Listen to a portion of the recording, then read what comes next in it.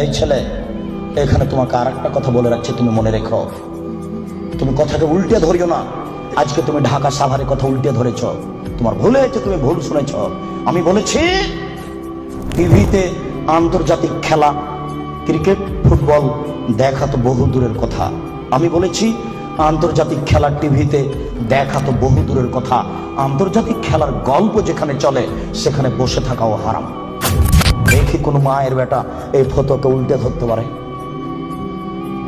আর তোমার বাড়ির উপরে, 5 তলা বাড়ির উপরে অনেকগুলি পতাকা, তার একটা হচ্ছে ব্রাজিলের পতাকা। তুমি ব্রাজিলকে চিনো কে? তুমি কি ব্রাজিলকে চিনো কে? আচ্ছা, তুমি কি কোনোদিন ভেবেছো ব্রাজিলকে? তোমার বিদ্যা তো নেই, তোমার কি একটু বুদ্ধিও নেই? তুমি কি মানুষই নও? রাজশাহী চাঁপাইনবাবগঞ্জের ভাষাতে তুমি কি অমানুষ? তোমার ভিতরে কি কোনো মানবতাই নেই? ওরা ইহুদি, ওরা খ্রিস্টান, ওরা ইহুদি, ওরা খ্রিস্টান। শোনো, যদি তারা শোনে যে তুমি পায়খানায় পড়ে গেছো তাহলে অট্ট হাসি দিবে, আর যদি তোমাকে পাশে পাই তাহলে তোমার মাথার উপরে লাথি মারবে, আর যদি তোমাকে পাশে পাই তাহলে আরো 3 বালতি পায়খানা তোমার মাথার উপরে দিয়ে দেবে। বলো দেখি ওরা কারা? ওরা ইহুদি, ওরা খ্রিস্টান, ওরা জন্মসূত্রেই তোমার শত্রু। ওরা বলছে তোমার নবী ভুয়া, মুহাম্মদ সাল্লাল্লাহু আলাইহি ওয়াসাল্লাম ভুয়া নবী। নবী হলে আমাদের মধ্যে থেকে হবে কেন? ইব্রাহিম আমাদের, সুলাইমান আমাদের, দাউদ আমাদের, মুসা আমাদের, ঈসা আমাদের, ইয়াকুব আমাদের, ইউসুফ আমাদের, সব নবী আমাদের। মুহাম্মদ নবী হলে ইহুদি খ্রিস্টানদের মধ্য থেকে হবে, আমাদের মধ্য থেকে হবে। আরে মুহাম্মদ নাকি পৌত্তলিকের মধ্য থেকে হয়েছে। ছি ছি ছি ছি ছি, এ কেন নবী হবে? ছি ছি ছি ছি ছি, এ ভুয়া নবী। তুমি তার পতাকা মাথার উপরে তুলো কাপুরুষ। তোমার বিদ্যাকে আমি কবর দিতে এসেছি, তুমি মনে রেখো তোমার আমি কিছু না কিছু উপকার করবই করবো ইনশাআল্লাহ। শুনুন, দুনিয়াতে কিছু পাপ আছে মানুষ না করে পাপী। ফুটবল, ক্রিকেট, র্যাকেট খেলা যায় ওই সময়তে যখন টাকার হারজিত থাকবে না, শরীর চর্চা থাকবে, তখন যায়। ফুটবল, ক্রিকেট, র্যাকেট, ভলিবল এগুলো খেলা যাবে ওই সময়তে যখন টাকার হারজিত থাকবে না, শরীর চর্চা হবে। আর যাতে শরীর চর্চা নেই, বসে বসে সময় কাটাই, এটা খুবই খারাপ। চৌসার, ছক্কা, লুডু, দাবা, পাঞ্জা, ক্যারাম বোর্ড, তাস, গেমস এইসব খেলায় যদি কেউ অংশগ্রহণ করে তাহলে সে তার হাতকে শরীর শুকুরের রক্তের মধ্যে ডুবিয়ে দিয়েছে। মুহাম্মদ সাল্লাল্লাহু আলাইহি ওয়াসাল্লাম বলেন, মান লাইবা বিনারদি শির ফাকাদাত খালায়াদাহু বিদামি খিনজির।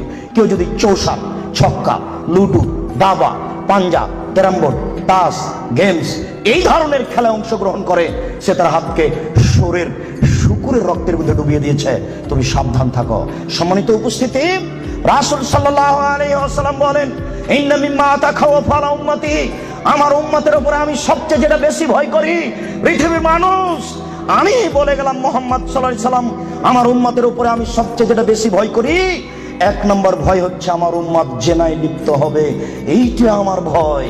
2 শাহাতুল খাফিয়া, আমার উম্মত গোপন পাপে লিপ্ত হবে, এইটা আমার ভয়। আমার উম্মত গোপন পাপে লিপ্ত হবে, এইটা আমার ভয়। ছেলে মেয়ে, যুবক যুবতী গোসলখানাতে ঢুকলেই পাপ করছে, একাই হলেই পাপ করছে। পুরুষ নারীর জন্য যে কত জেনার গোপন পাপের ব্যবস্থা হয়েছে এখন হিসাব করা যায় না। এই ছেলে, তুমি আছো ঢাকা লালবাগে আর তোমার বান্ধবী আছে লন্ডনে, 2 জন মিলে মোবাইলে গল্প করছো গোপনে। গল্প করতে করতে জামা কাপড় খুলতে লাগলে, খুলতে খুলতে খুলতে এখন 2 জনই উলঙ্গ। 2 জন 2 জনকে দেখতে পাচ্ছে, 2 জনের মধ্যে ব্যবধান হলো 5000 কিলোমিটার। অবাক গোপন পাপ, আশ্চর্য, অবাক। এই ছেলে, তুমি যখন থাকো না তখন তোমার মা মোবাইলে গোপন জেনা করে, প্রেমের গল্প করে, তোমার মা তাহাজ্জুদ পড়ে। এই ছেলে শোনো, তুমি আর তোমার মা যখন থাকে না তখন তোমার বোন মোবাইলে জেনার গল্প করে। মোবাইল মানে জেনা। আল্লাহ নবী 1450 বছর পূর্বে বলেছেন আমার উম্মত গোপন পাপে লিপ্ত হবে। 15 বছর পূর্বে এইভাবে গোপন পাপ মোবাইলে হতো না। 20 বছর পরে আরো গোপন পাপের কত পথ বের হবে তা আপনাকে আমি এখন ভাষায় বুঝাতে পারবো না।